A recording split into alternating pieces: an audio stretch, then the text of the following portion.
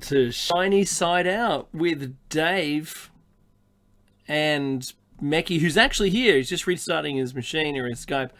And we're on WZZR, broadcasting from Australia for Revolution Radio on revolution.radio, where it's more than just radio, so jump into the chat room if you can. This is show number 391. Can't hear you. It's on air, online, and on your smart device. So grab an app to listen from anywhere, or listen at home in comfort on a Grace tabletop digital radio.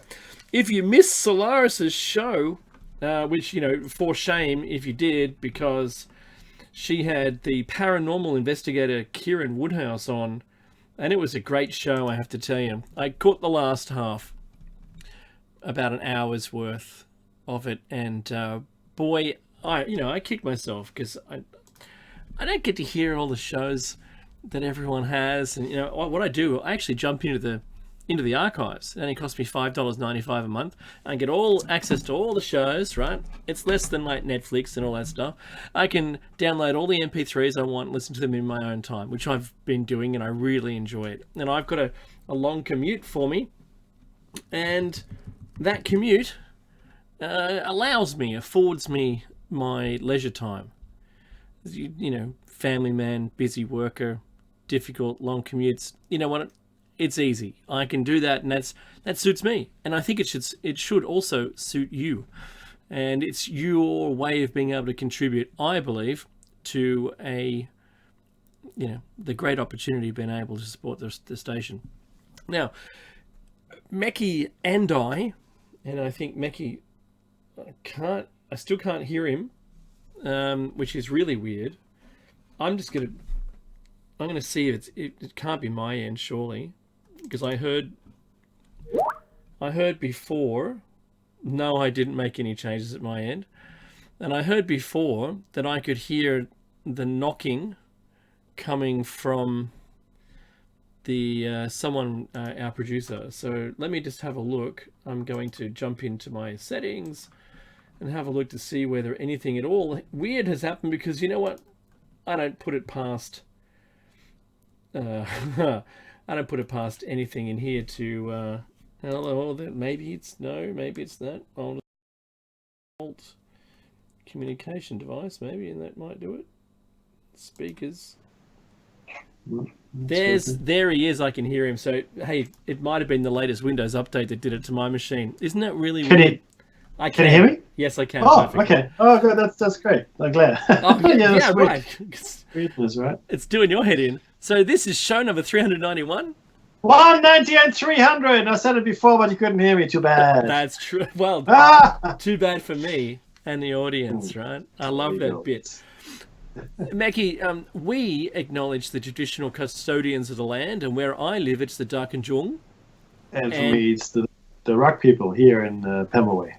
Nice. And we pay our respects to elders past, present, and future, because we recognize that beneath all of the things that this civilization has created are lands which have had stories passed down for at least 240,000 generations.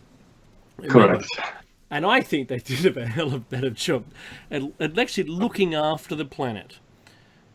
Because, Meki, the one thing this week was there's three things. One is climate change, right? I just want to bring that out. And it's really quick, just a quick quip. And that is, the Earth will be fine. The Earth doesn't matter what we've done to it and how we've exploited it and what we put into the atmosphere. It doesn't really care. It doesn't. What does it care, right? The surface dwellers, those peasants that live on the surface. It doesn't really make any difference to the Earth. And yeah, it could be really bad for us. That's it. That's all I got on that one. Okay. Well, look, you're right. The Earth is fine. We were talking about climate change. Sure, climate change is not new. Happened many times now. Past, going to happen again. Ecosystems change. They've changed in the past. They'll change again. All we're seeing now is an ecosystem change. We're seeing a mass extinction Whether it's brought about mass or not, it's irrelevant. It's just another mass extinction. We've had many, like there were 6 major ones in the past. I want to call it 600 million years. It's so that's a thing. So no, you're right. The Earth is going to be fine, even if at the end of all of this, only microbes are alive on the surface. It's an ecosystem, right? And the Earth is just going to go on and on. And the interesting thing is that we've got these massive fires burning still. Still, we have these fires burning in the Amazon as well as up in Siberia and Africa. Africa. And now Australia. That's right. Yeah, it's burning everywhere, and these are massive fires. No, it's not normal to have all that many fires at this point in time, covering or destroying as much land as they have. Apparently, there's the fire. One of the fires in the Amazon is as big as Great Britain, which is a fair piece of land, a fair piece of real estate. And it's interesting that the president of Brazil is completely oblivious to that. And no, I should be able to know what I want in the Amazon. I want to bulldoze it all, and I want to turn it into a cattle ranch, the whole thing. That's what's wrong with that? I can do that. And the answer is, of course, no. That's a bad idea. But they now some of the scenarios the Brazilians are going through are an invasion by Western nations in order to save the rainforest. Believe it or not, a military invasion to save the rainforest. That's something that's being feared by the Brazilians.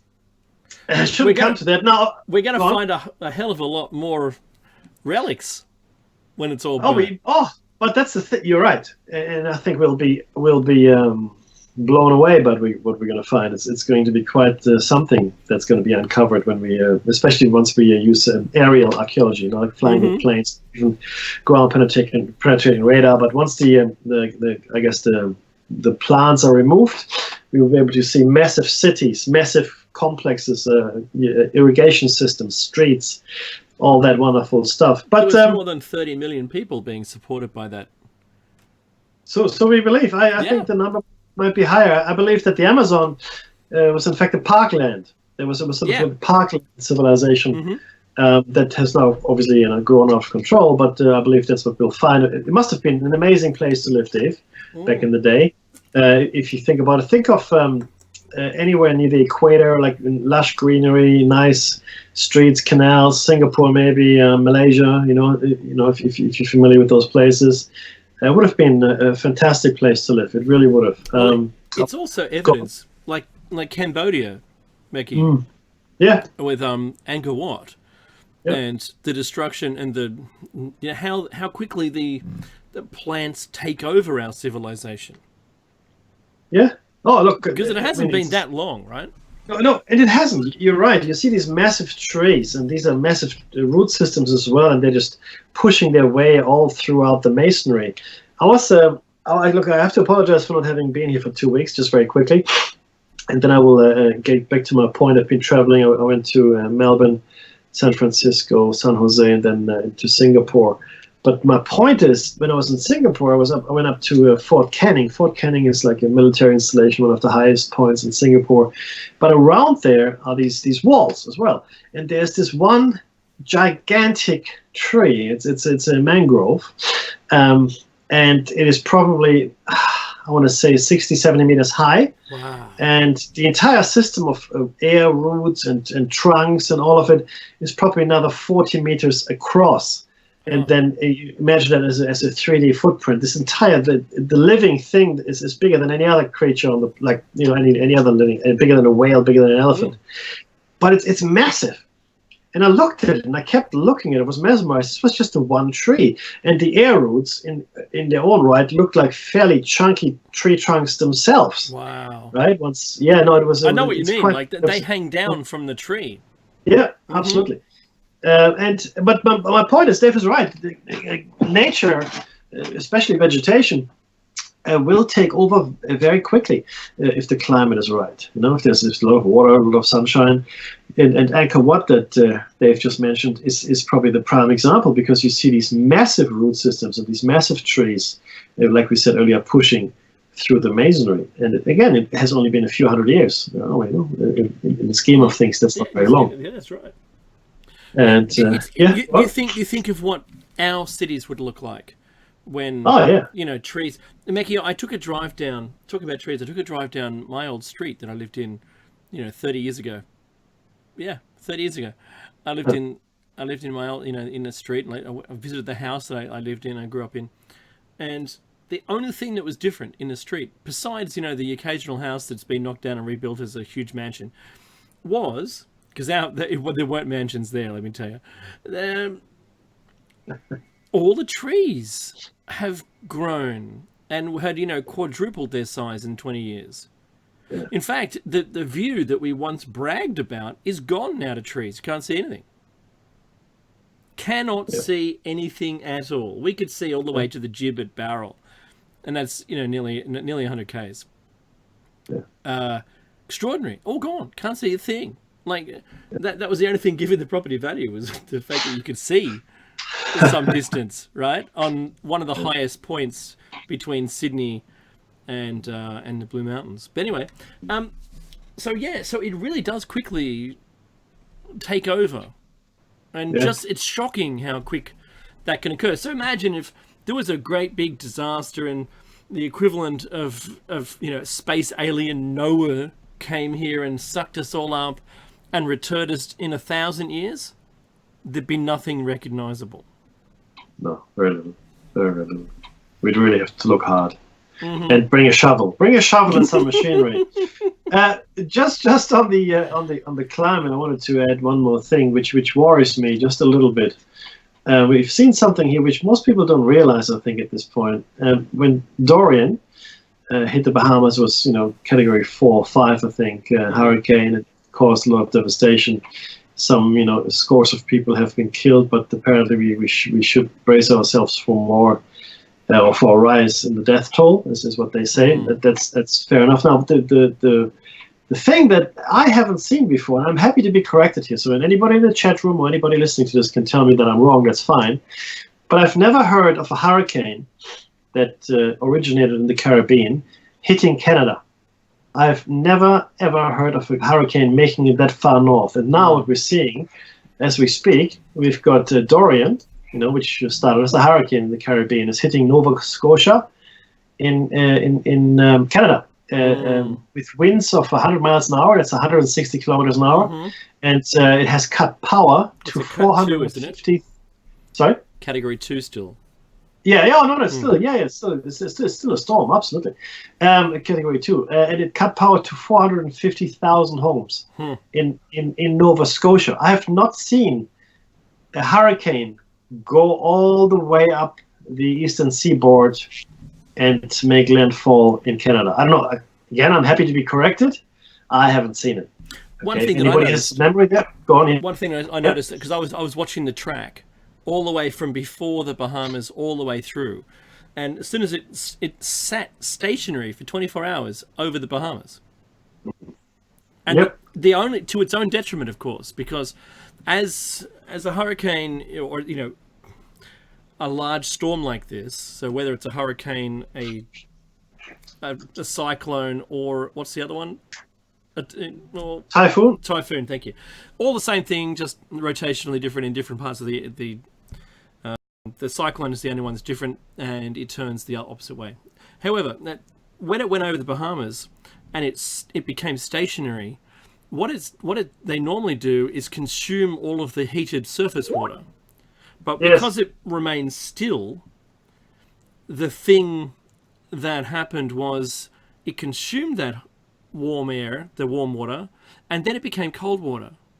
And then it started to decline itself. So it was self-deprecating, I suppose, right? It started to decline in strength, only because it became stationary. If it had have continued to move, which when I was watching it, it was headed straight for Palm Beach.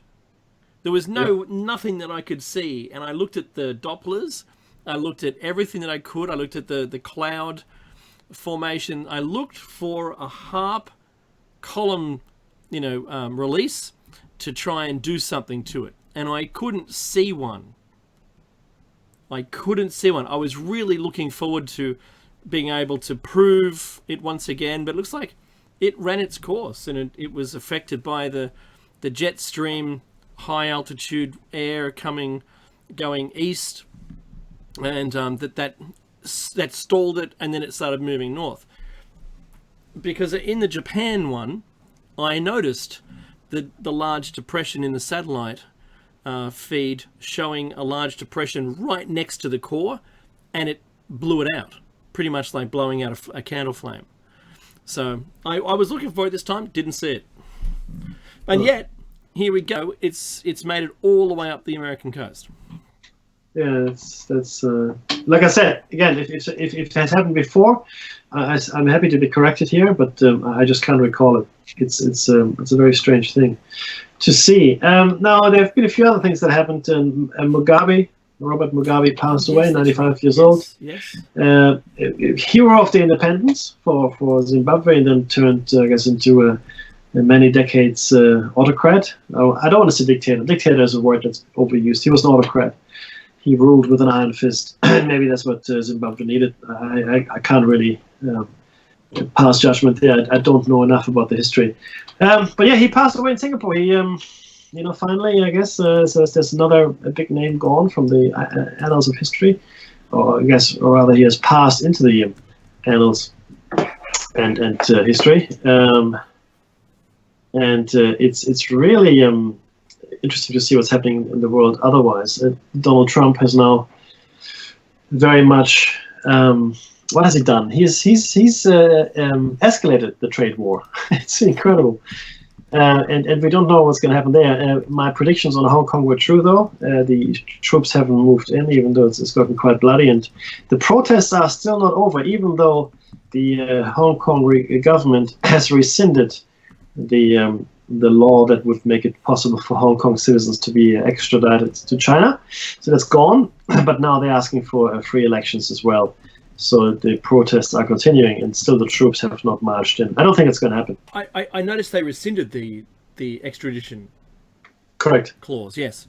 I hope you didn't just mention it, because I did. I thought, I'll have half. But thanks for listening. I was focusing on something here. Now, I've got a really long piece on Epstein papers. Oh, okay, good. Yeah, go, please. Knock All us on, man. And then I've got two short pieces. One meme of the week, which I think we should have as a bit on the show, and the other one is the Iran tensions. I'll just start with that. It's really, really short. I noticed today that the rhetoric on Fox, on the crawl on Fox, during the Greg Gutfield show, and I can't watch much of it. I have it with the audio off, and I just read the crawl, to be honest, because I find it really, it's really difficult to watch. Let me put it that way. I'm certainly not their demographic. I think it's more for the Gen Techs to watch. And they try really hard to entertain that level of demographic. But anyway, so the Iran tensions, what I was watching the crawl, the Iran tensions have now increased even more in the rhetoric in the crawl. That China is now partnered with Iran for some trade and oil, even more so. And Iran is saying, well, we're not using those centrifuges for anything, except for nuclear. We're doing that, yeah, but we're not interested in nuclear weapons. Forget that. Don't worry about that. Oh, and by the way, we've increased our trade with China. Good luck with that. So you bomb us, and we've now got a coalition with China, and that's not going to end well for you, should there be a conflict. Because I'm under the impression that there will be some conflict drawn up right now, ready to launch, should they need to launch it to keep Trump in power, that there should be a complete conflict around that. But these are my thoughts. Mackie, what's yours on this? Well, look, it's hard to be honest with you. I have no idea anymore. No, I'm it's one of those on again, off again things that don't seem to eventuate, or Yeah, I don't know. In fact, anything that is happening now in the world arena, any movement, any activity, I can no longer make a guess. The only thing I'm sure of, Dave, the only thing I'm sure of is that we are not yet quite at war, and we won't be until next year at some point, if it happens.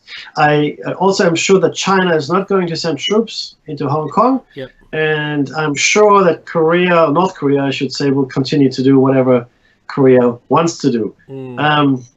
As far as the Russians are concerned, they are going from strength to strength, but have faded a little, if you've noticed recently, from the world stage the last few weeks. There hasn't been much activity. It didn't make the top 5 stories. Well, it didn't, right? No. But I also follow the other outlets, and even RT. There wasn't terribly much of note to say there. I do see a closer relationship between Russia and the United States. That's coming about, a much closer relationship, in fact. But I no longer fully understand what Trump is doing. Having said that, and this is going into the Epstein, I'm going to give you a bit of a segue here.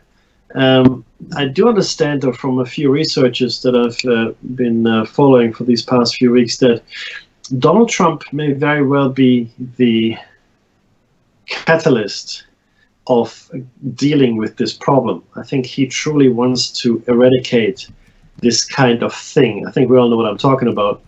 And he's undertaken a few actions. He was, in fact, I think I mentioned this before, he was, in fact, quite happy to help the woman that accused Epstein initially to testify on her behalf. Now, so just because you're hanging out with people doesn't mean you like those people, right?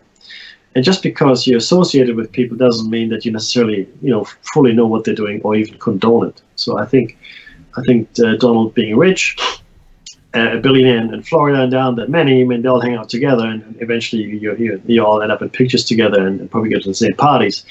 But benefit of the doubt here, I don't think that he's one of those guys. He's got many other flaws, but I don't think he's that guy.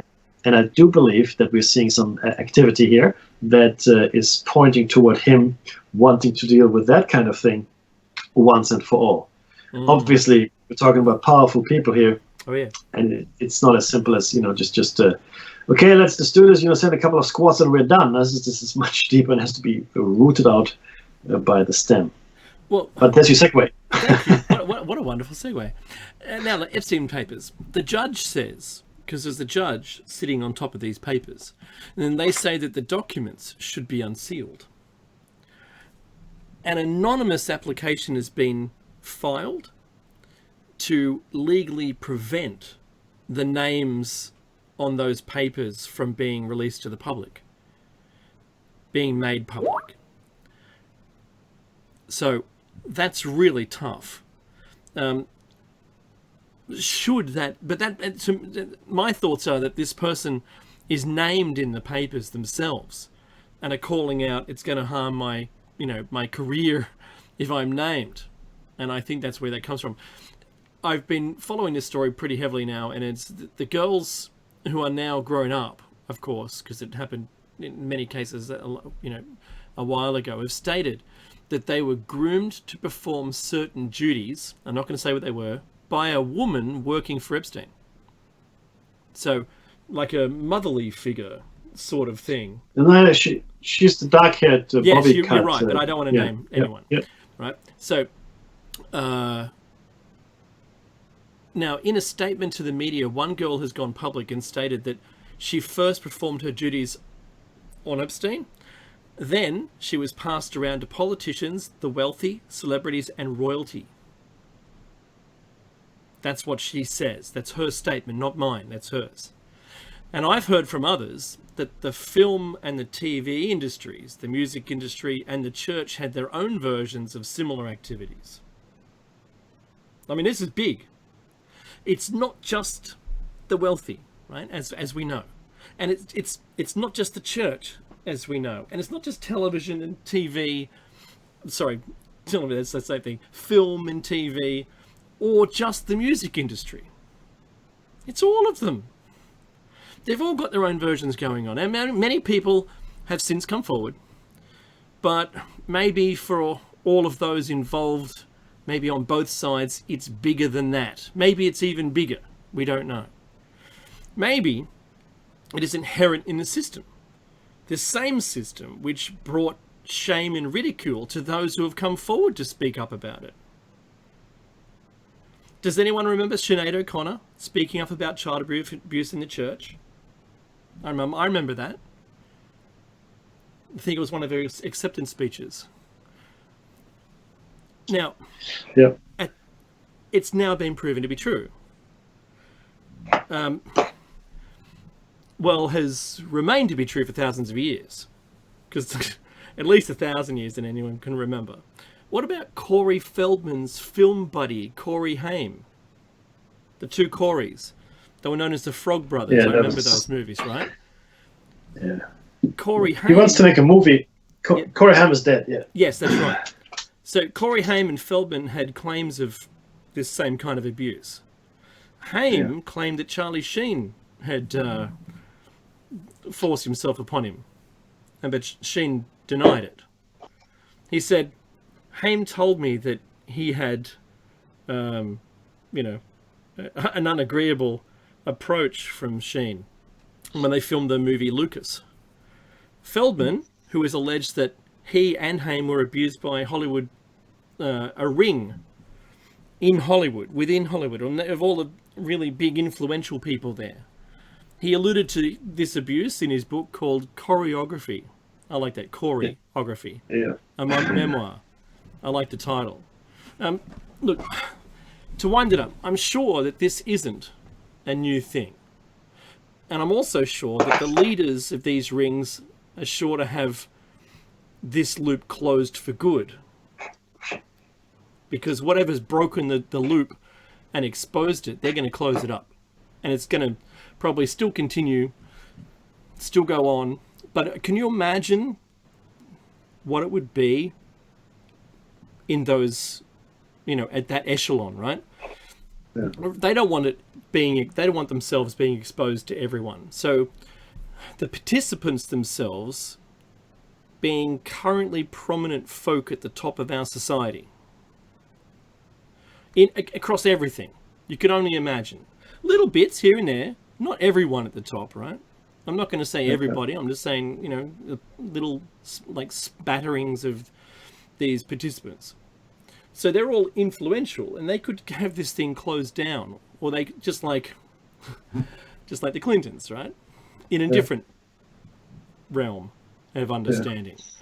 If you're a religious type or believe maybe in karma, you might wish that they are rogered by Satan for eternity in hell, if that's the way you believe. My only hope is that it stops for good and a society can move on. There is actually a further dimension to this, which most people don't know about. I want to mention it here quickly. These activities, especially with young boys and so forth, is believed by some to open the pineal gland, to make it more receptive to astral travel, whatever you think the pineal gland can do for you. They believe that these activities activate the pineal gland. Right, wrong, indifferent. And they can extract one of the things. The youth from the person they're doing it to. Yeah, is one of the other beliefs as well. Yeah, is there any truth to it? Well, look, I've said it before, and I'll say it again. And I know this is going to sound very whimsical and maybe a little strange. I do believe in magic as a form of, energy, if you will. Electricity for the longest time was also a magical thing. It seemed to, just exist, and lightning couldn't be explained clearly. It was a tool of the gods, and I believe magic is just another force of nature. It's just another force, another energy, another whatever you want to call it, which we haven't tapped into yet, or no longer are tapped into. We have forgotten how to tap into it. Well, I think it is just that. Go ahead. The lower levels can't remember or aren't exposed to it. There's that, of course. Yeah. I agree. Some of us have certain natural abilities. Some people can see things. Some people hear things. We like to call it clairvoyance, ESP, all those wonderful things. Sometimes it's just a gut feel, empathy, things like that. But it's very strong with some of us. Some people need a medium, like a card, a deck of cards, or a crystal ball, or to focus their attentions and their energies. But all of us, or quite a few of us have latent gifts, latent abilities. Dave is no stranger to that. Mm-hmm. And I believe that is in fact tied to that energy as well. And I think ley lines, to some extent, tap into that kind of energy. I believe that Feng Shui and acupuncture understand a lot more of the energetic flows in the world than we do today. And I believe that, again, magic is just another force or energy that is flowing all around us. We simply, or most of us, simply can no longer actively tap into it. One of those things making pressure points. Yeah. In humans, right? Very few people even know what it means. Yeah. But maybe, once you the touch ley one, lines are focal points of this same energy on the earth. Yeah, and you will find that temples were built as henges, circles, and now there are mosques and churches and temples still at those sites of in the ancient power sites. So you can say what you want. There's something to it, and people don't move these kinds of stones. Again, this is a good allusion, I guess, to our show today. They don't move these kinds of stones unless there's a purpose. Right? And again, we are now, I think, close to as advanced as we've been before, albeit along different lines. So a high-tech civilization does not need to look like ours. Okay, we build in steel and glass and concrete, and we have tamed silicon, which is really sand. That's all it is. Okay, we've done all those wonderful things, and we've tamed electricity, and we've tamed carbon fuels. But that's our footprint. A civilization that came before us, or civilizations that came before us, might have had very different energies at their disposal, maybe very different machines or technology at their disposal. In fact, so different from what we have today that we don't even recognize it as something. I don't know if you've seen the experiment. I just want to quickly say this, but there was an experiment conducted in a lab with sound waves, intersecting sound waves. And where these sound waves intersected, they put a pebble, a little rock. They just put it there, and the little pebble levitated. Now, this is not really that astounding, okay? Because air is not nothing. Air is molecules, okay? Nitrogen, oxygen, hydrogen. There's a whole bunch of molecules floating about us. We're in a soup. Right? We don't perceive it that way because we're born into it, so it's just there. But we feel it when the wind blows, we feel it when we run, and maybe even when we fall down, we feel the air rushing over our body. It's there all the time. So if you can compress it in waves and such, there's no reason why you can't move something with it, obviously, right? And now in outer space, of course, it's a near vacuum. There aren't very many molecules, but there still are some.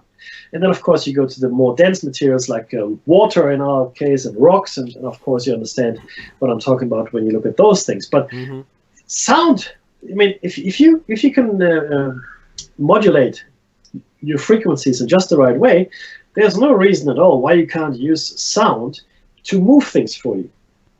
So it's not really that unusual to think about.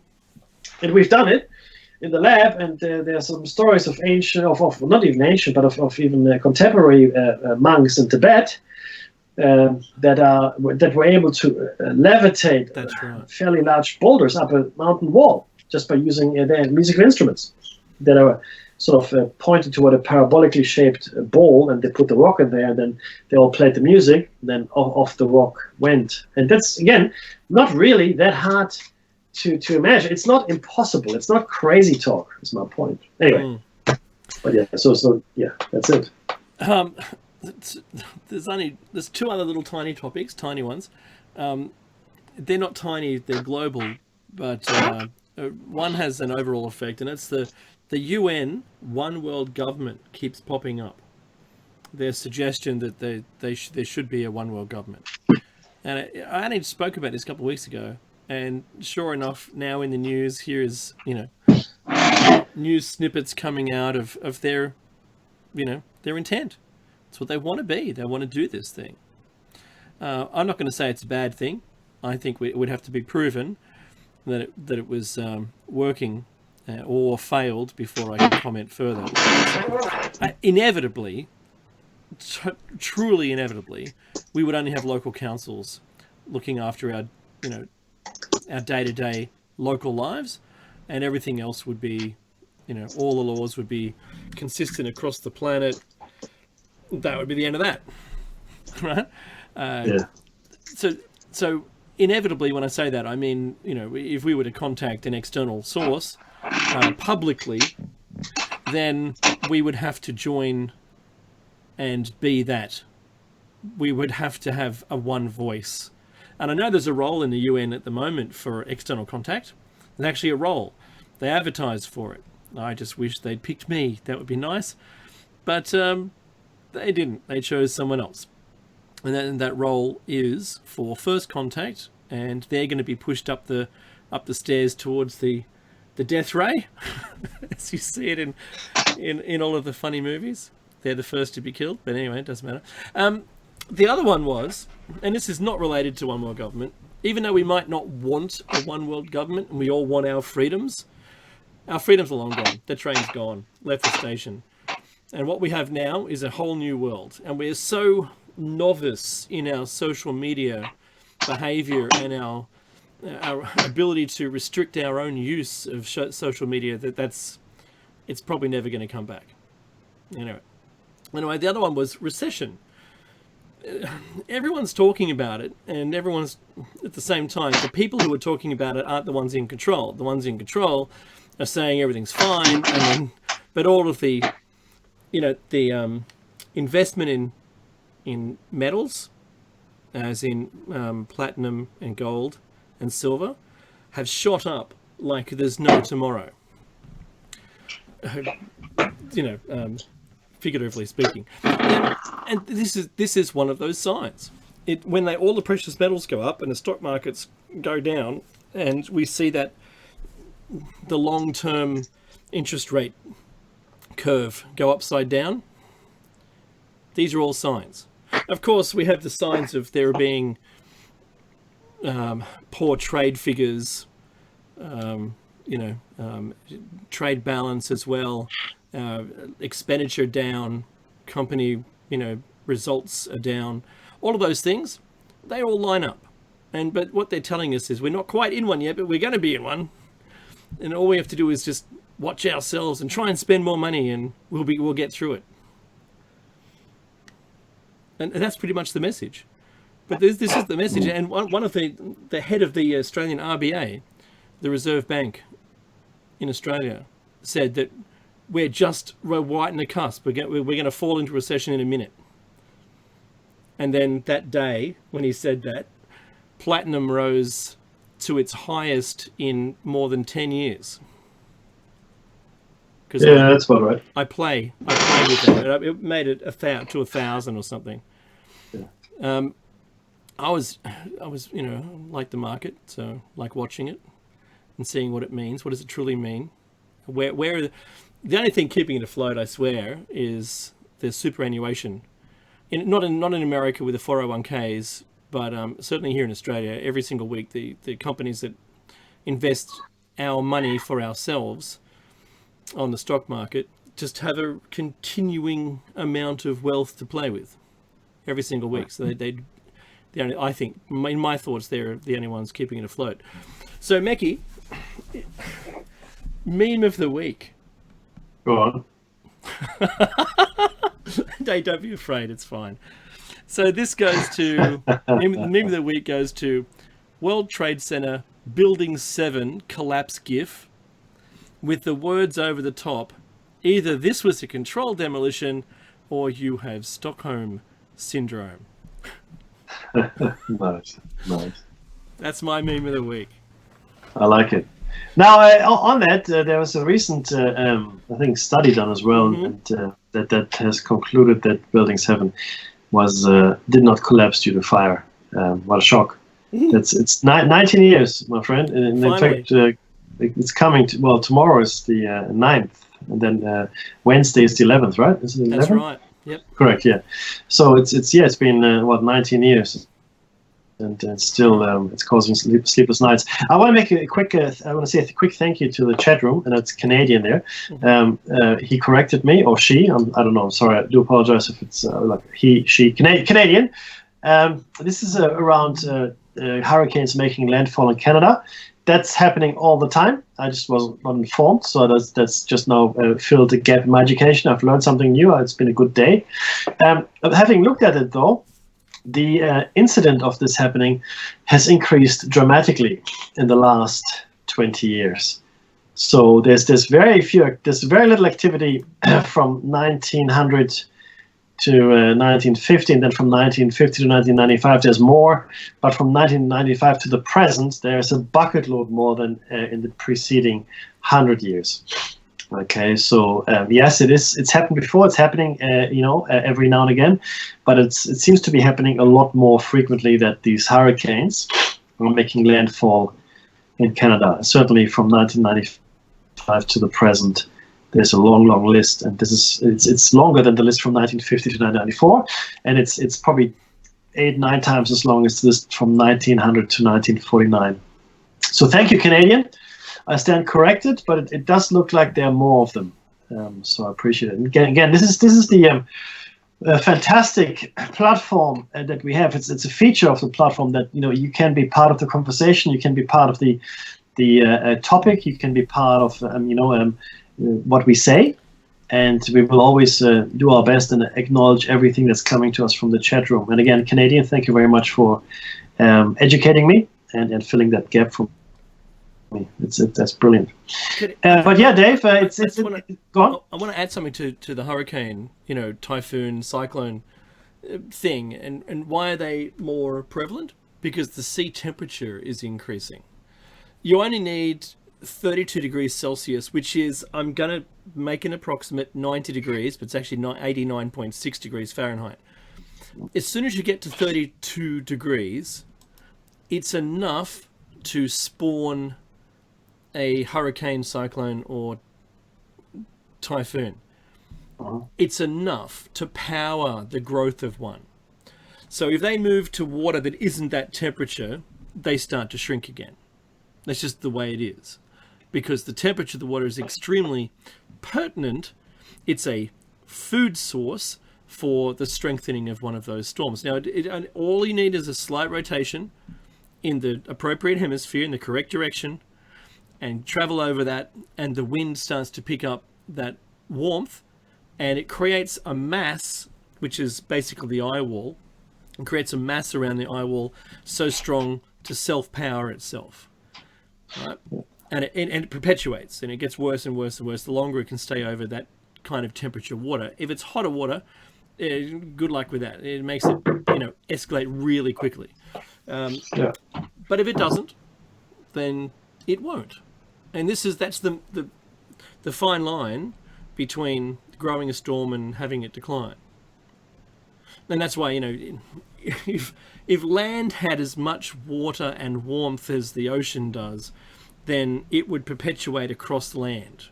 But it can't, because there's not enough mass to hold it and not enough material for it to continue to grow.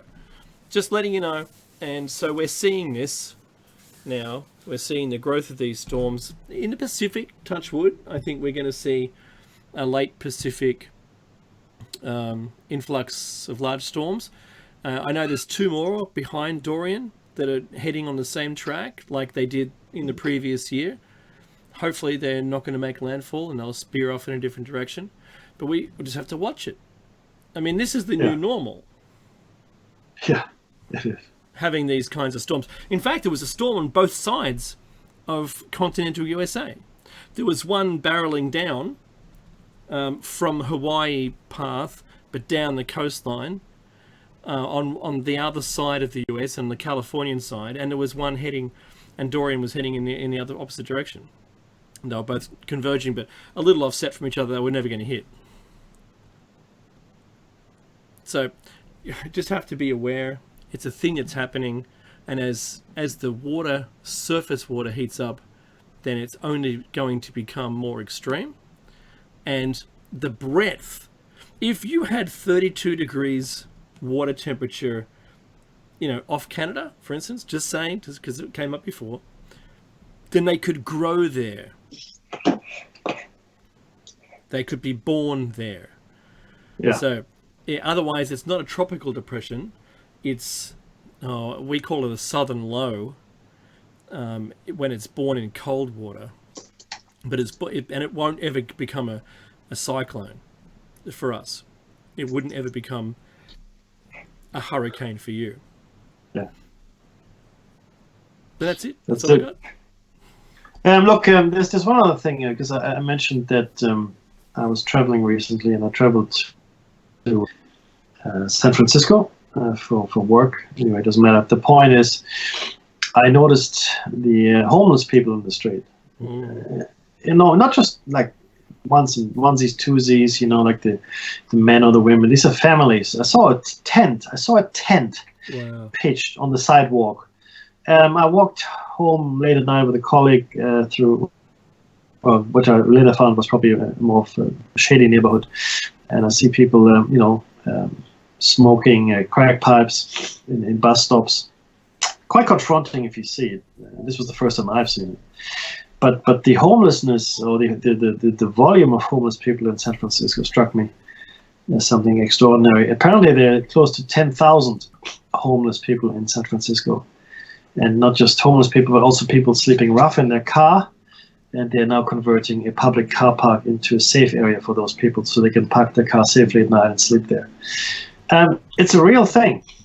Okay, it's a real thing. Now, San Francisco has got a higher population than most other places, simply because it is more lenient, and the vagrancy laws are a bit more, humane in San Francisco. But it's a problem, Dave. And I was thinking, my goodness, this is the first world nation that's meant to lead the rest of the free world, right? I mean, but what do you say? What can you do? I mean, how do you fix it? How can you fix it? And I'm sure, well, from what I saw at least, it looked like a lot of veterans. There are a lot of people homeless that I came across that were missing legs, an arm.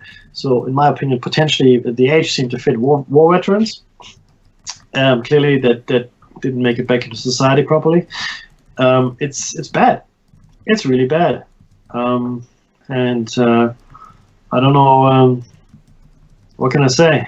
It reminded me of my trip to India, Delhi. Not quite as bad, obviously. Wow. But it's bad enough, and I don't see a policy that is doing something about that. I mean, we've got our own problems in Australia, yeah, but nothing on the scale as the States, or certainly San Francisco has. Do you think it's possible that they never quite recovered? Like it was a spiraling downturn. The GFC never really made it back out of there. Yeah. Because once you're there, it's difficult to get back out of that situation. Yeah. Yeah. Oh, look, absolutely. Now, the funny thing is this, right? The funny thing, it's not funny at all. But in 2018, the statistics here, right? There were 500,000 homeless people in the States. 500,000. In 2019, actually doesn't have the numbers. Yeah, so it's about 17 out of every 10,000 people in the United States is homeless. Yeah, that's bad. Okay, it is. It's about 0.2%, but 500,000. It's more than 500,000 people homeless. To round out your point there, you think about the obscene wages that the C-level and people above, the directors, are on in businesses all across the States. And if that money wasn't there and was on the front line, there'd be more jobs and more opportunity for these people. I think is it they lack the opportunity because no one's going to give them the chance, give them a go. Yeah, but you're completely disenfranchised in America. Once you've got no permanent address, there's nothing. You can't vote.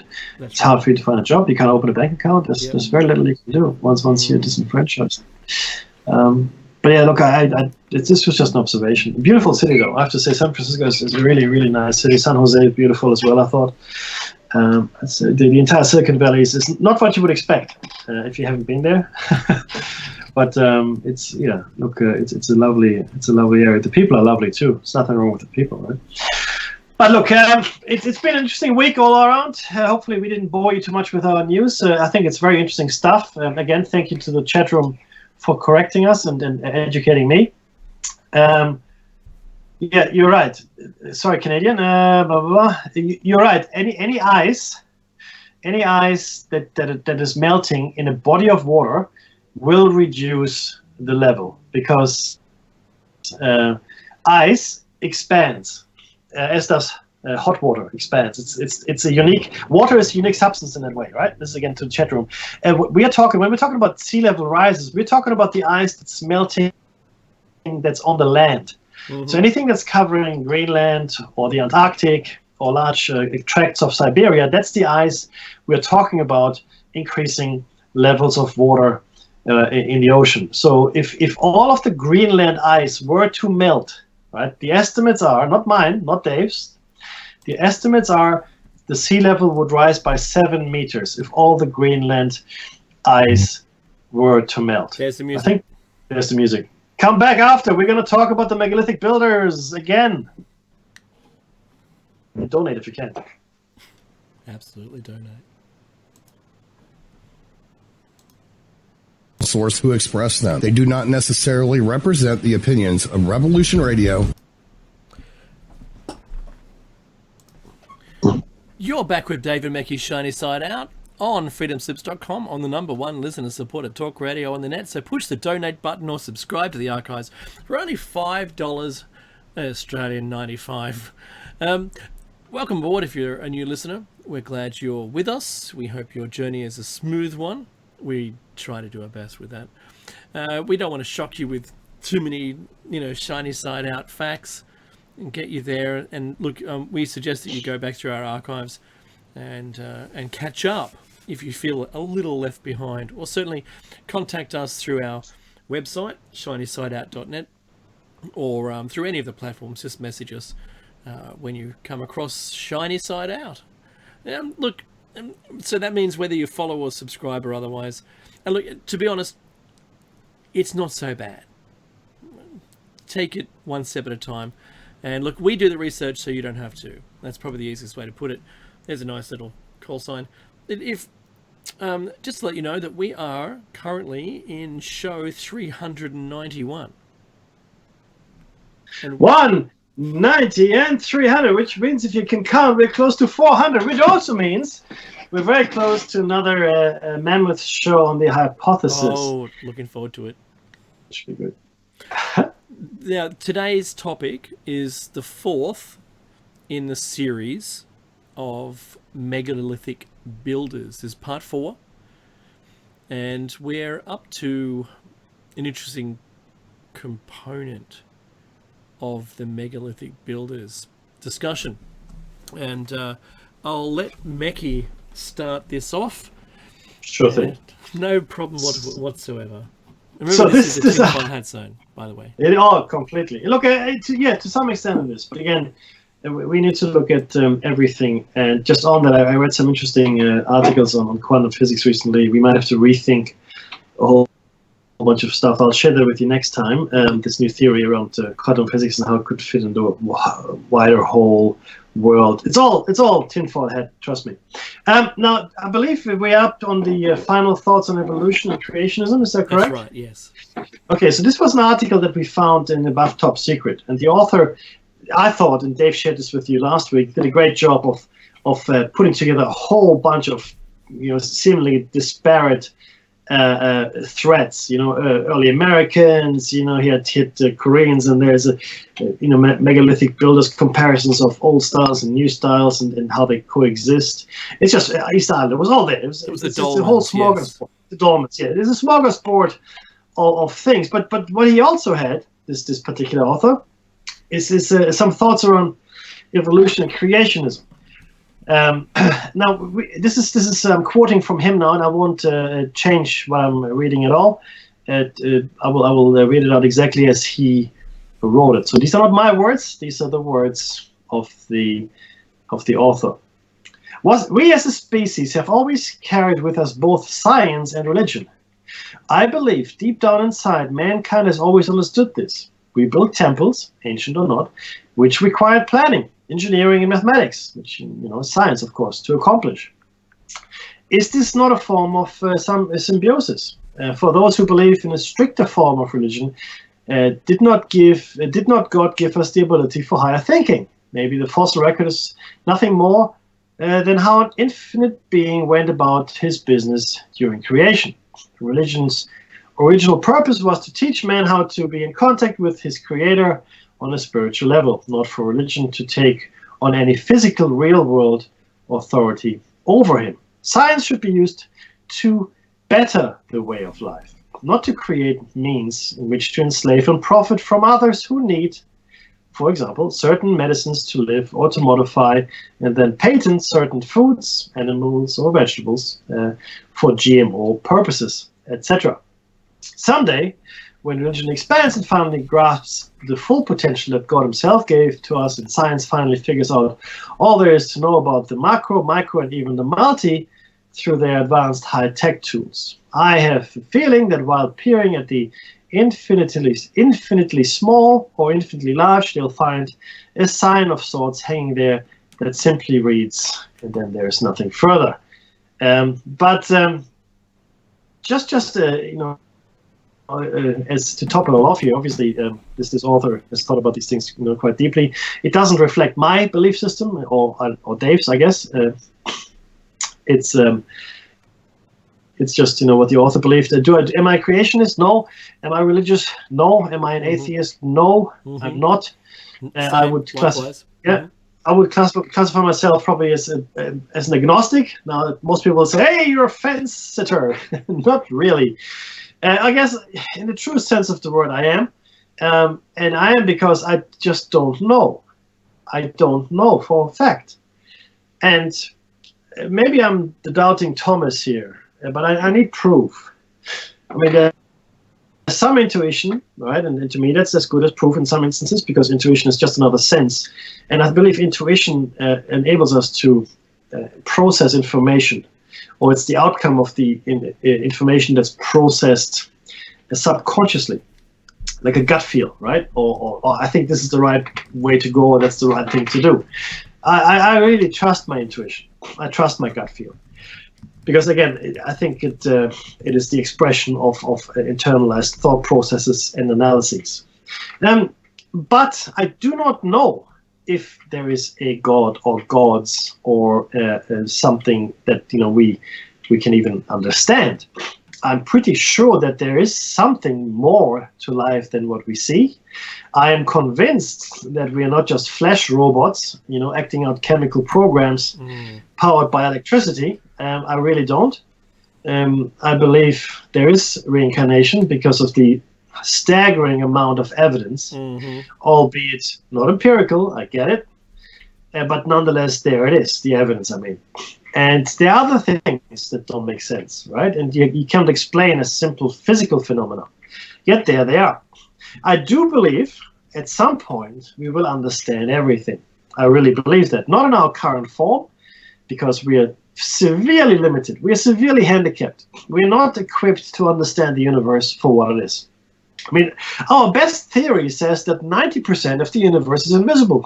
We can't see it. It's dark matter. It's dark energy. 90%. That's it. Right? That's our best theory, Dave. Do you know what I like? I was watching a couple of documentaries. That's all I watch, by the way, is documentaries. One of them said, in their best, this is a physicist or a planetary scientist or an astrophysicist, for that matter, and said quite clearly, we just call something dark if we don't know what it is. So dark matter, dark energy, you name it. If it's got dark in the beginning, then they have no clue. It's not even a theory. It's just, look, we had to name it something. We don't know what it is. We don't know where all the mass is at all. Oh. If 40% of the entire universe is what we see, where's the rest of it? And that's what they keep saying. And where is it? the weirdest thing right now, the weirdest thing, and I'll end it, but the weirdest thing right now is they think that we might be inside a black hole somehow. Yeah. This entire universe that we can see is wholly within inside a single black hole of some kind. Yeah. Extraordinary. It is. Completely. It is extraordinary. The question is, what are we expanding into? there must be something that we're expanding into, unless it's just all digital, and we're only in a virtual world. And of course, the expansion doesn't matter then; it could be infinite. So, well, look, that's the thing, though. You're right, and we the nature of the universe and existence is completely eluding us, and I would suggest that we are just not mature enough to admit that. Okay, we're not, but eventually we will be, and that is a first step towards wisdom, to understand your limitations. Not just being smart. That's good. Being smart is good. That's great. But having wisdom is more important. Doing something with the information that you have that's meaningful. Which brings us to the lost ancient technology of Peru and Bolivia, Dave. It sure does. You know that, right? I know it. Contrary, you can probably hear all the coffees I've had.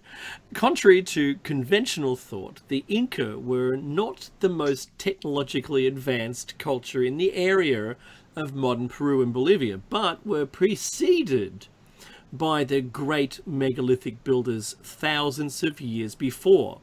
This is actually a quote from a friend of the show, Meki, Brian Forrester. I know. Forrester. Note, there's a note here that says, this post has been updated, don't miss the new video, blah, blah, Pumapunku, blah, blah, blah. Pumapunku, located near Lake Titicaca in Bolivia, is one of the most mysterious places on Earth.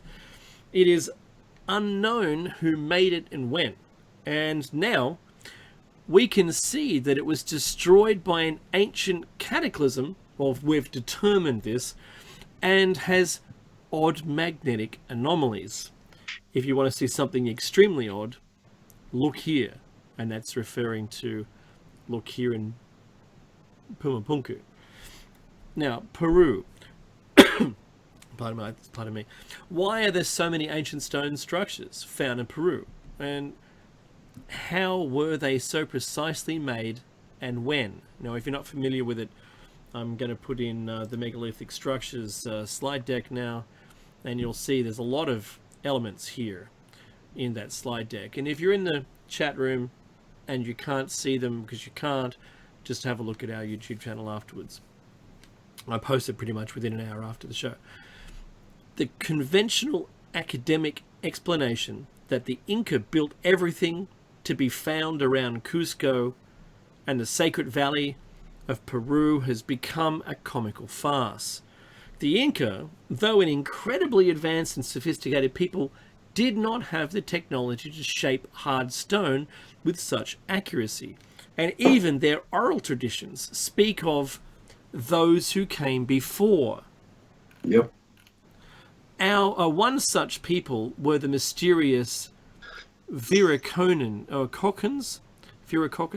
thought to be a myth today, of course, but now turning out to be actual people with amazing technical skill, in some ways surpassing our own. Join with us and find the answers and roll back the historical records of humanity. Meki, it's crazy, right? Yeah.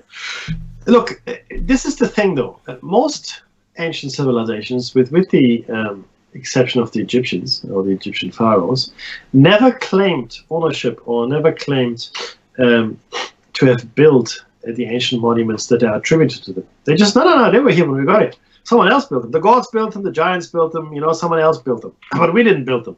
In fact, sometimes they say, we have no idea who built them. But we don't listen to those people, and we attribute these monuments to them anyway, because they're the closest thing we have that we can tie to them.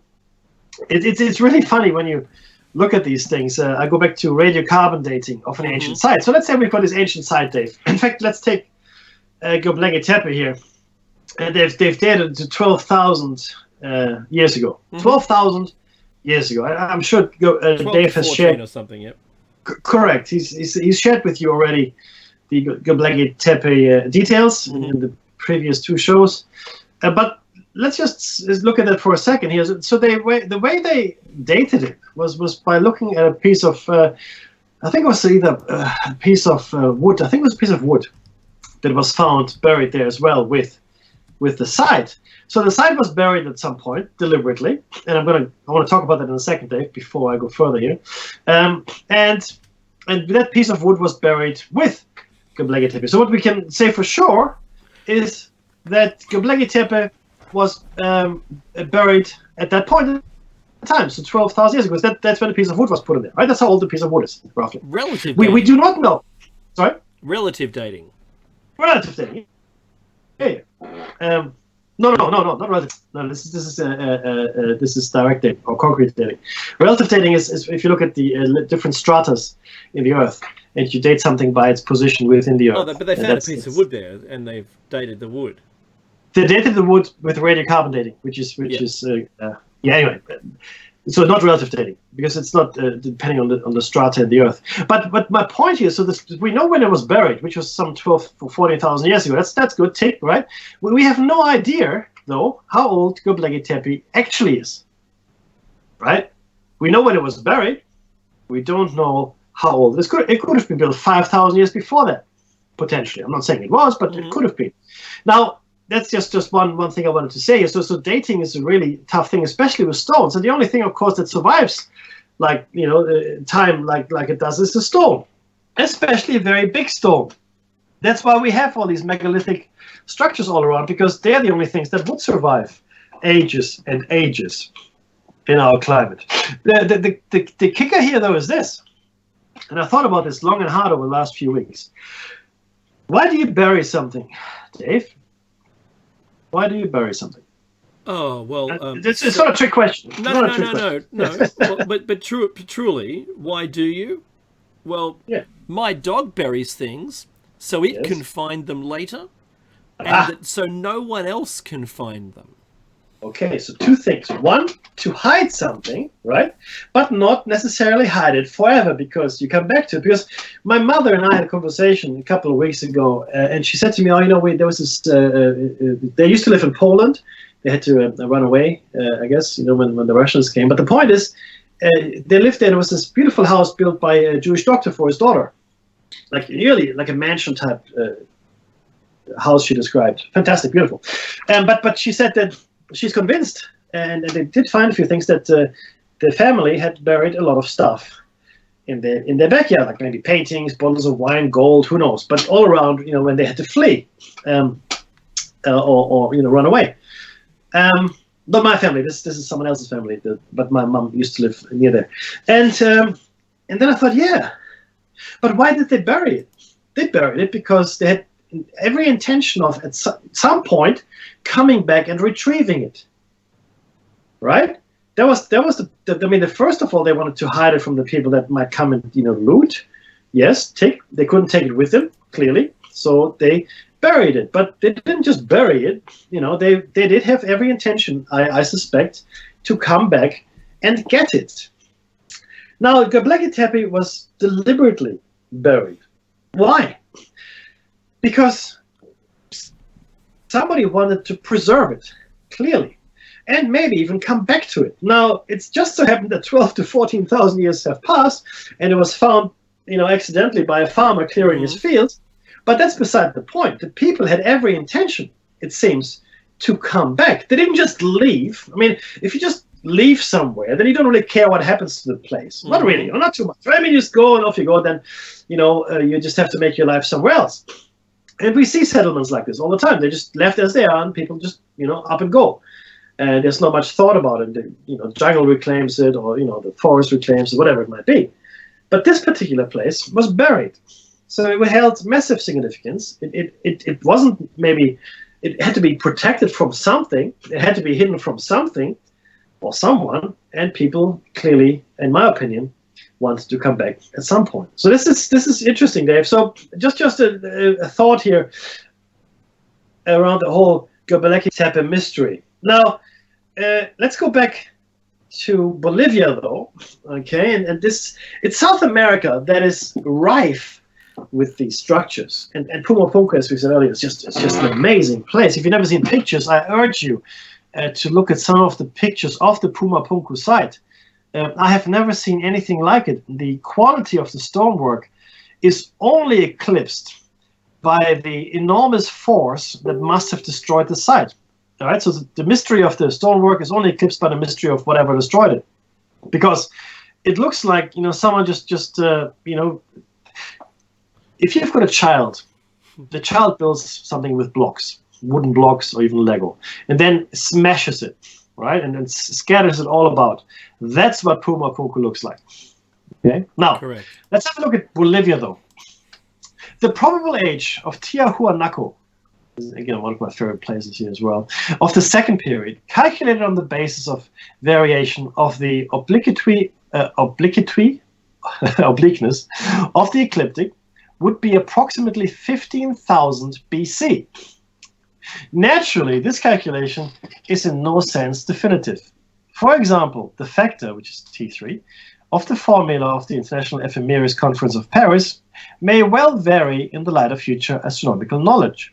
If the curve of the obliquity of the ecliptic should, for reasons as yet unknown to us, be more inclined, the calculated age of Tiahuanaco would also be somewhat less. But it is an established fact that whatever calculation might be used to determine the age of the Temple of the Sun of Tiahuanaco on the basis of the variation of the obliquity of the ecliptic from those times until today would demonstrate that that American solar observatory is more ancient than any monument of man in the world of which we know up to this time. This is a quotation from Arthur Poznański. Arthur Poznański. Okay. Note, it should be, I should point out, you should read Arthur Poznański's book, Tiahuanaco, The Cradle of American Man. Please do read it. The ruins of Tiahuanaco have been regarded by all students of American antiquities as in many respects the most interesting and important, and at the same time most enigmatical, most mysterious, that means, of any on the continent. They have excited the admiration and wonder alike of the earliest and latest travelers, most of whom, vanquished in their attempts to penetrate the mystery of their origin, have been content to assign them an antiquity beyond that of the other monuments of America, and to regard them as the solitary remains of a civilization that disappeared before that of the Incas began, and contemporaneous with that of Egypt and the East. Unique, yet perfect in type and harmonious in style, they appear to be the work of a people who were thorough masters of an architecture which had no infancy, passed through no period of growth, and of which we find no other examples.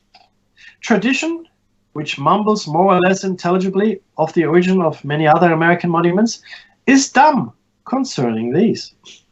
The wandering Indians told the first Spaniards that they existed before the sun shone in the heavens, that they were raised by giants, or that they were the remains of an impious people whom an angry deity had converted into stone because they had refused hospitality to his vice-regent and messenger. And this is a quotation from E. George Squire.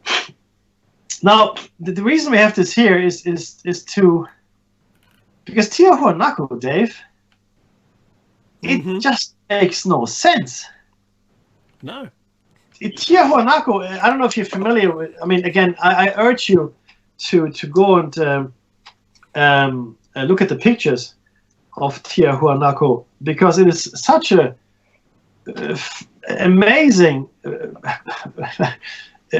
construct, megalithic, yes, megalithic, yes, but also a very clear floor plan. The Gate of the Sun is one of the largest megaliths that has ever been worked.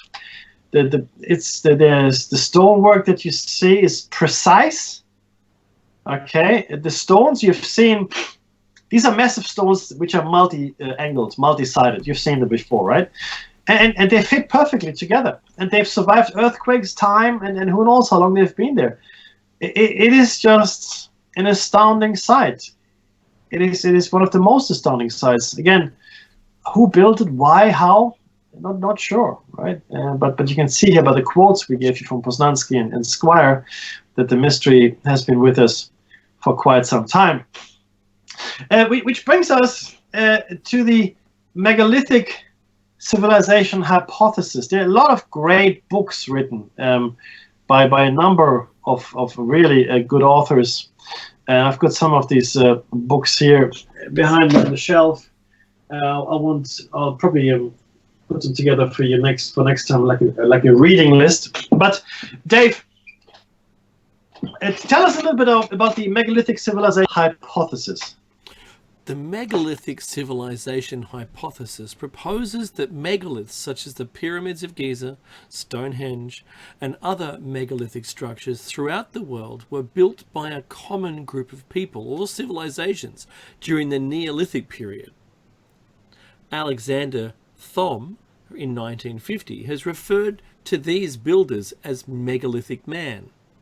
The hypothesis bases itself on the accurate measurements found in megalithic metrology, see megalithic geometry, that are observed for virtually all known megaliths discovered.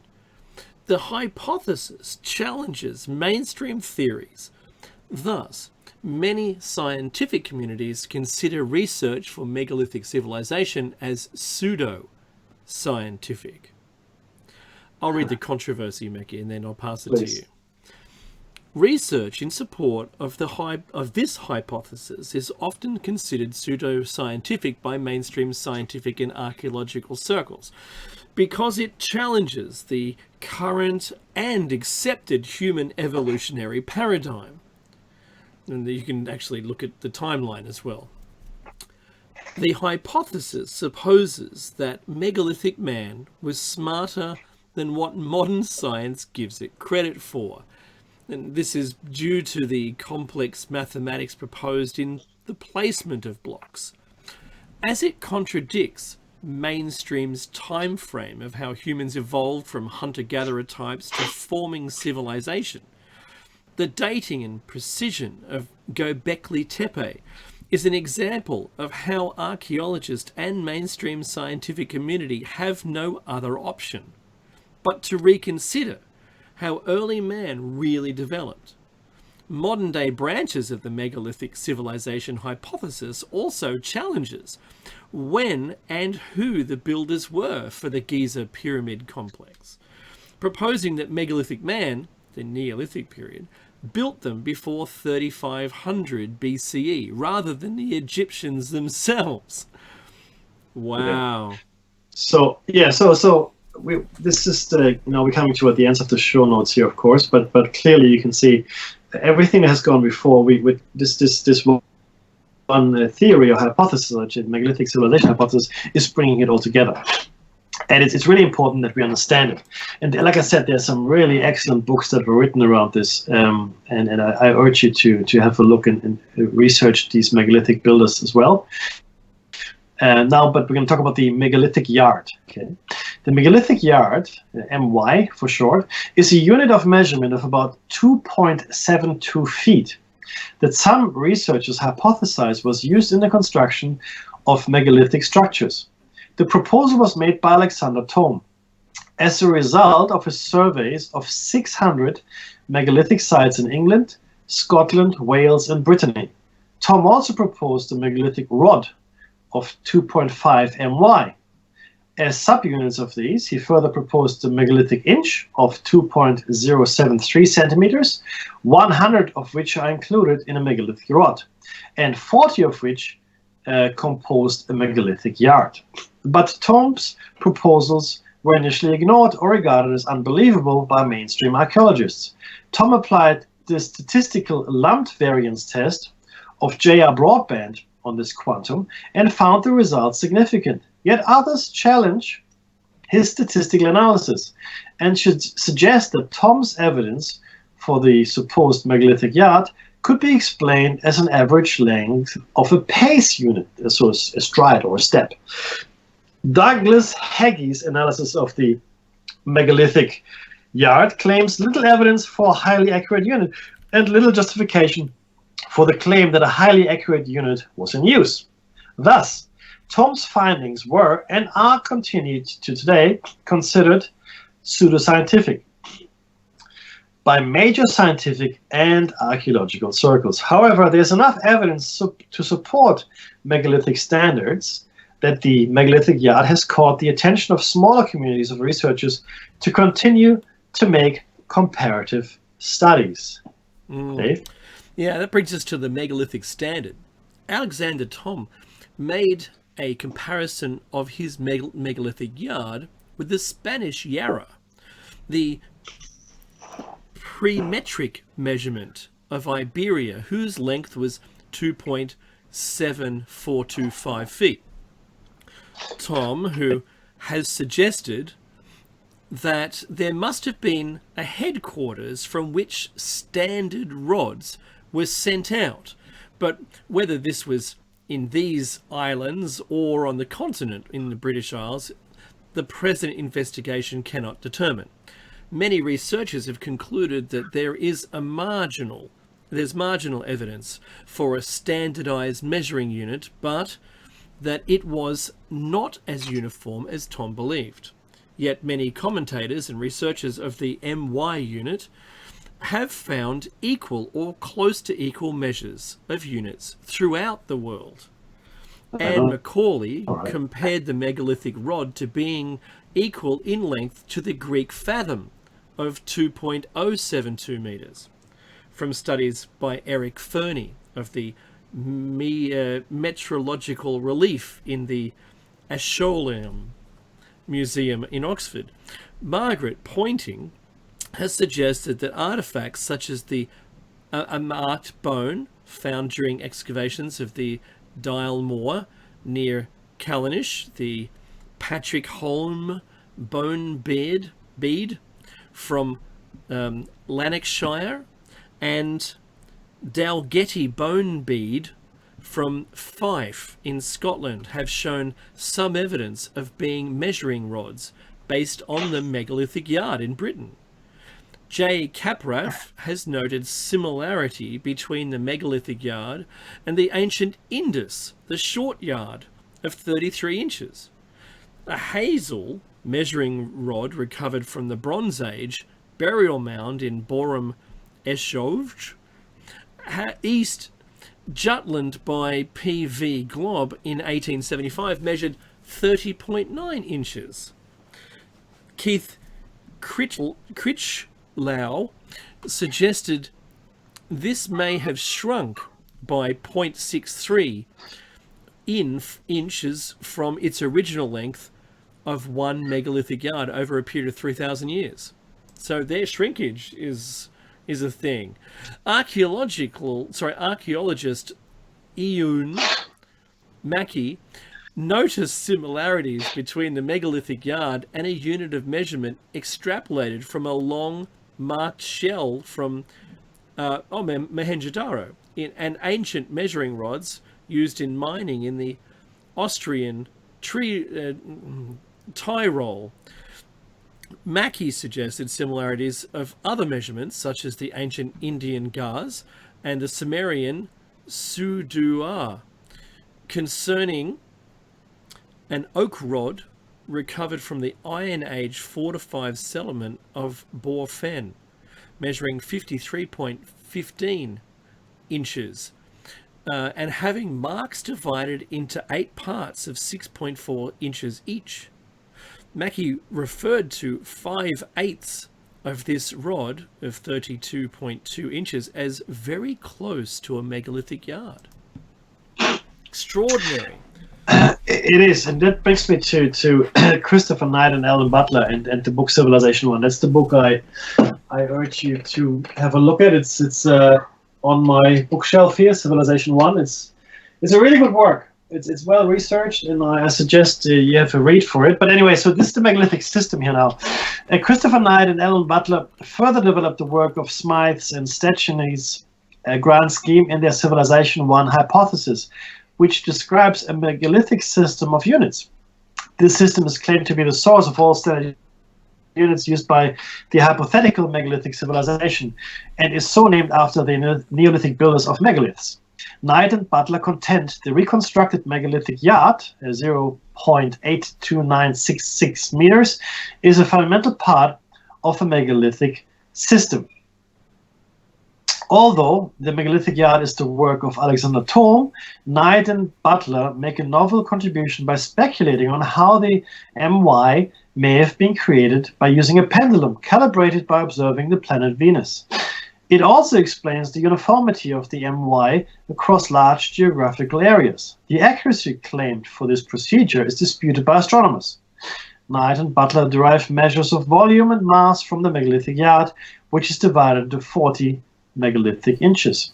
They claim that a cube with a side of 4 megalithic inches has a volume equal to 1 imperial pint and weighs 1 imperial pound when filled with unpolished grain. They also posit racial relationships with the imperial acre and square rod. Their book states that the sun, the moon, and the earth all conform to a grand design. It is also evident in the megalithic structures that are scattered across the British Isles and Western Europe. I'm going to take a second here. That's a lot to take in. All right, so I do urge you to read the book and make up your own mind and do some research into the area. But the point here is this: one of the key components of any civilization, especially a civilization that is an empire or spans any large expanse of the world or even the entire world, needs to have a standard set of measures, a standard set of units by which to conduct itself, conduct all its affairs. The British Empire brought this. The British Empire went everywhere. It's the empire that never saw the sunset. And inches and feet and so forth, the imperial measures went wherever they went, displacing the local measurement systems. Same as, they brought cricket and they brought tea and other things as well to other parts of the world. But it was the systems of measure they brought. And today, even today, we still have two competing systems of measure. Two civilizations, if you will. We've got the metric system, which was born in France in the aftermath of the French Revolution, if you will, because they wanted to equalize all measures and such, and they wanted to bring it down to the peasants' view of the world, right? So that's what the metric system is all about. And it's all based around water. And the imperial, yes, correct. So the imperial system was displaced by the metric system, and today the metric system and the imperial system still battle it out, and most of us are fairly conversant in both. Now imagine if you didn't have unified units of measure, if you didn't have a system that was the same everywhere. How could you trade? You can't. You can't trade, you can't build properly, you can't deliver materials across the world to do things. I mean, I needed to be cut to 5 yards or to 5 megalithic yards, but my megalithic yard is half a yard shorter than your yard, so nothing that we ever do gets together. So I've got to order like 3/4 more, it's too difficult, right? No, believe it or not, there was something that actually caused NASA an issue, because somebody had given specifications in metrics where everybody thought they were talking about they were talking about the imperial measures, right? Inches and feet. So that was a bit of a disaster. And someone used kilometers and it didn't work. No, there should be miles. So the point here is that you need these, and it becomes even more important the further apart you are. The more similarities you must have in your units of measure. And this is not just a distance, but also volume, right? Time measure, everything. Everything has to be of an equal footing if you're running a global empire. And I position here that the megalithic builders, the megalithic civilization, whatever you're going to call it, that existed certainly 15 to 20,000 years ago. I mean, I don't care whatever else you believe. I don't care what your background is. They are there. The buildings are there. The stones are there. Someone built something and left it. It's there. We know how old it is, all right? So when I say 15 to 20,000 years ago, I'm saying this advisedly, because that's how old these things are, right? And not only that, this is really interesting. If you listened earlier to Tiahuanaco, there was no development period. There was no development. It just came into being perfect, just like the Sumerians, a perfect civilization. Just like the pyramids. The oldest pyramids are the most perfect. Every other pyramid that follows down to the Pyramid of Saqqara are poor imitations of the original, oldest, perfect pyramids. Yeah. So we're seeing here a civilization that had reached a high point, and look, clearly there must have been some development somewhere at some point. We just don't see it anymore. We only see the perfect examples that were built at the time when it was probably at its height, right? That's what we see. Everything else has probably been washed away or destroyed. And maybe it didn't originate here either. I mean, look, I don't think you have to say aliens for everything, but my point is that maybe some of these traits of civilization didn't originate on the surface of this planet. Ooh, that leaves us wide open for everything, right? So that's really the point here. You have to have a standard set of units if you want a large empire. The Romans knew this, right? The British knew it, everybody knew it. But tell me about Egyptian metrology or units or measurements. Yeah, commentators on Thom's, I say Thom, it's Tom's megalithic yard, the MY, John Mitchell and Ewan Mackey agree that the MY is the diagonal of a rectangle measuring 2 by 1. Egyptian remnants, John Laimi, maybe, and Ewan Mackey, have also noted how such a measure could relate to the geometrical ideas found historically in 2 of Egypt's metrology units, the remen of about 1.2 feet and a royal cubit of about 1.72 feet. The remen and royal cubit were used to define land areas in Egypt. And as a quote, on documentary and other evidence, Griffith came to the conclusion that the square on the royal cubit was intended to be twice that of the remen. And Petrie identified the remen as a length of 20 digits. A square with a side length equal to the diagonal of a square with side length equal to 1 remen has an area of 1 square royal cubit. 10,000, which is a myriad, of which defined an Egyptian land measure, the setat. John Laimi noted that the ratio MY to RC is the square root of 5 to a square root of 2 to the nearest millimeter, which makes MY equal to square root 5 remens, or the length of 2 by 1 remen rectangle. It's as simple as that. Yeah, it's as simple as that, he says. If you didn't follow the math, just again, I urge you to have a look at this yourselves and look at how the megalithic yard relates to the Egyptian remen, which is a unit of measure there. Which brings us to something that will give us a lot of hate from some people. Oh, here we go. The knowledge of the round Earth. Earth's circumference.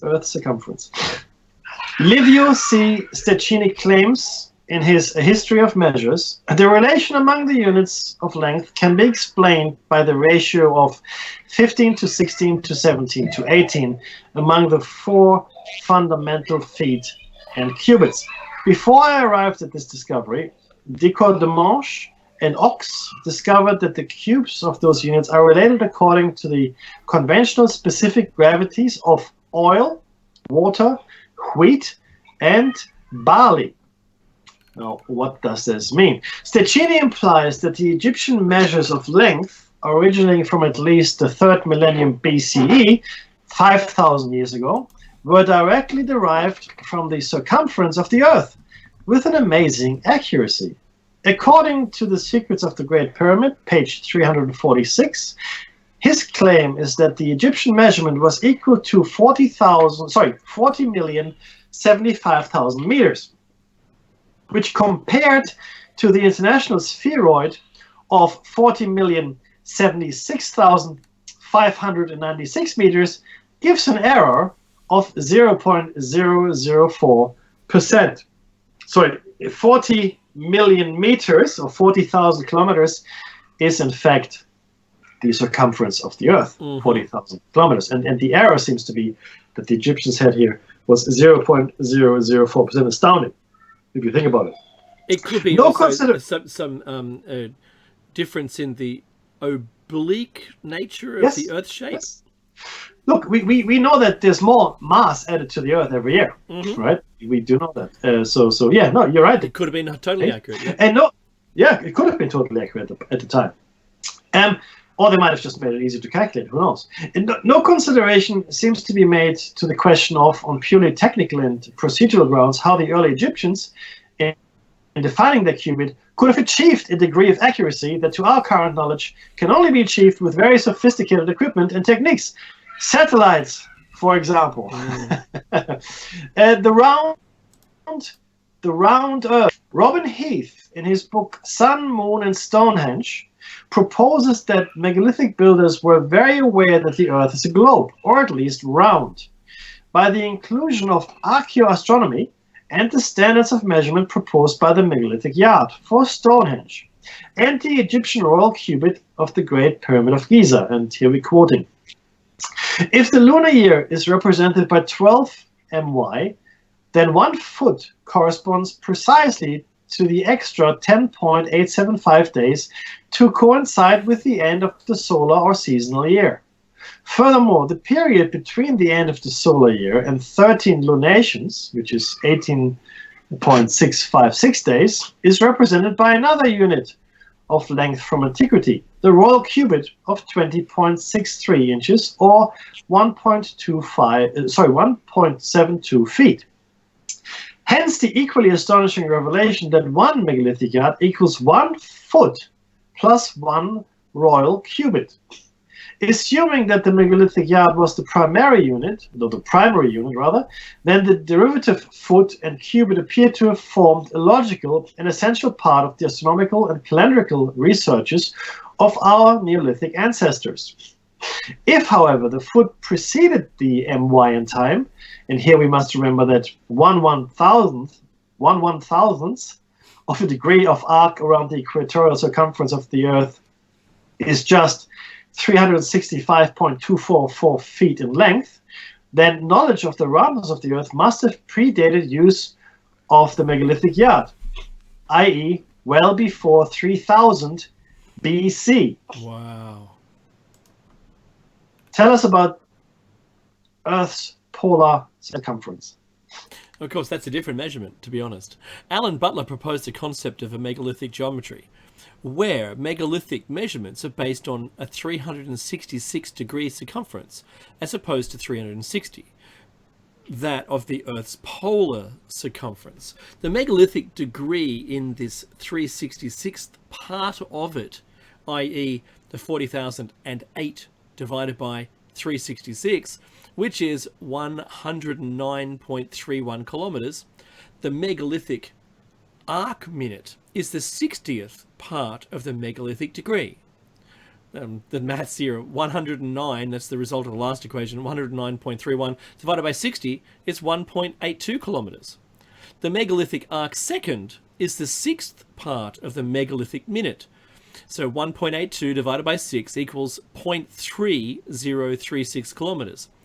If this megalithic arc second is in turn divided into 366 equal segments, the length arrived at is 0.8296 meters, which is the presumed length of a megalithic yard, the supposed ancient standard of measure proposed by Professor Alexander Thom in the 1950s. The discovery of what mainstream researchers call an apparent coincidence is what prompted Butler to propose that megalith builders could have been cognizant with an Earth-based 366-degree geometry. Boom! Right there, mic drop. That's it. No, I don't know if you got all of that. Just listen to the show again on YouTube and slowly and write it all down. But or get the book. Get the book Civilization 1. It's really, really good. What they're saying here though is that the megalithic yard is essentially based upon the circumference of the Earth. Now, if you had to come up with a measure of anything, really, it would make sense to base it on something that is significant for you, like the Earth is significant here, and to have this amazing mathematical rigor to happen is starting, and to consider then that it could just be all a gigantic coincidence. Well, that's. I'm asking you, who is now trying really hard to put their head in the sand? We can say a lot of things. I mean, the mechanism of Antikythera, that was a once-off fluke. And it was an even greater fluke that we would find the single existing prototype ever, right? At the bottom of the Mediterranean after 2,000 years in the water. Yeah, because these kinds of coincidences happen all the time. Also, it's smaller. That's smaller than a mobile phone. Yeah, that's right. Not only that, of all the sites that ever existed, we find the only one that's 12,000 years old. And in fact, there was a farmer that was clearing his field. Okay, it's the only one that was ever built 12,000 years ago. I'm talking about Göbekli Tepe. Really?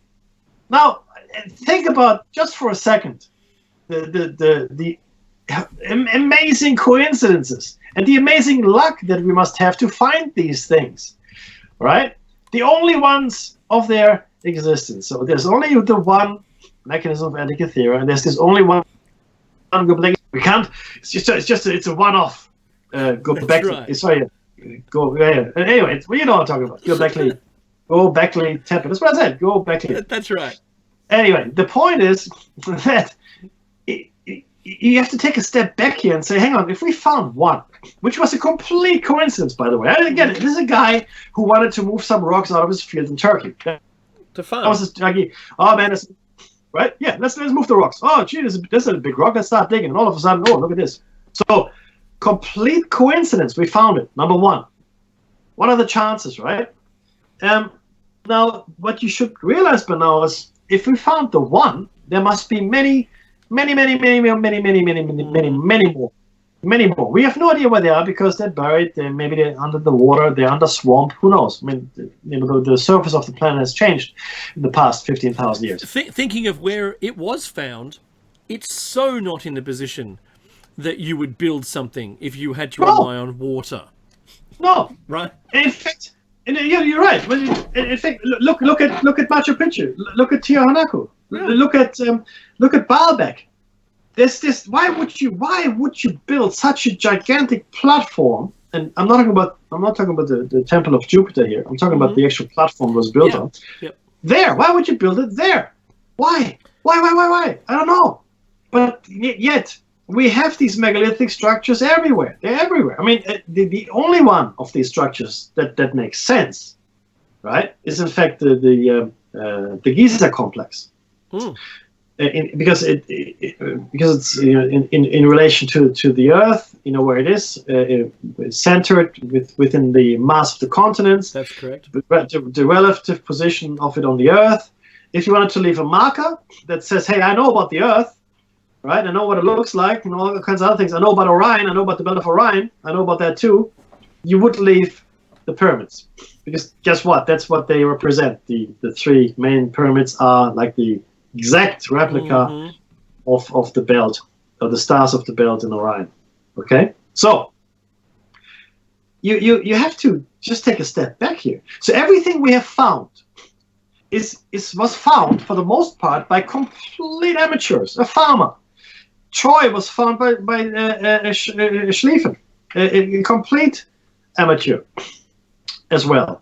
Other sites, we find them. And then recently, Dave, I was flying and I was watching this advertising, and it showed me how they do mining today. So back in the olden days, we did mining by hand. For the most part, you had a pick and you had a shovel in your mine. Then we used some dynamite and we blew some stuff up, but still, it wasn't like massive. Now, the way we mine, we set these hundreds of charges, right? Hundreds of charges into these massive stone walls. And then we can go boom, boom, boom, boom, boom, boom, boom, and thousands, if not millions, of cubic meters of rock are blown up. And with it, any evidence of anything. Yeah, because nobody is there digging by hand or setting small charges. We're now mining at an industrial scale. And it would just be pulverized, any evidence that might exist. So it makes perfect sense to me, Dave, that we used to find a lot of things back in the 19th century simply because of the way we were mining. And now we don't. No, we don't. Yeah, only when But we do. if it's underground, Yeah. only when they're setting the rock face, setting the face charges, do they sometimes discover something, but the people don't care. You know, they're paid not to care about it, right? Yeah, correct. I know that because I got one of my relatives is a mining engineer. Yeah. Well, but that's the thing. You're right. In fact, if you find something, you pray don't find anything, and then if you do find something, you don't say anything because it'll stop your mining. That's right. You can't stop that. Right. Yeah. So and that's millions and billions of dollars at risk. So all the things that we do find still is when we're building something, building houses, or a farmer clearing his field, or just dumb luck. That we find these things. So there's no. Don't think that archaeology is all that smart. They know where to dig. That's not the truth. They don't. When they find something, they're pretty good at digging and looking at it and classifying it. No, I won't take it away from them. 100%. I myself wanted to study archaeology when I was younger, so I was very interested in my late teens and early 20s in it. So I became quite au fait with the subject. I never studied it because clearly there's no money in it. And my father said there's no money in it. That was it. So, but archaeology in itself, of course, does a great job, categorizing and cataloging and so forth. Sites, but finding sites, no. Horrible job. It's usually pure coincidence that something is found. So we found Göbekli Tepe, and we're saying, oh, it's the only one that exists. What a lucky race we are, Dave. We should all buy lottery tickets every day. Yeah, and we're looking in the wrong places too. We should be looking down by the ancient water frontage. Yeah. But we're not, because it's underwater. Boom. Right there. Donate if you can. Thank you very much for listening to this platform. It's great, and Hawk is doing an awesome job, and the entire crew. It's Listener Funded Radio. Click on some of the advertisers when you go to the page as well. Revolution.radio. We love it, Dave. Right? We sure do. And look, we'll see you next week for show number 392. Take care. Listen to Jebez's show. Take part in it. Take part in radio. Take care.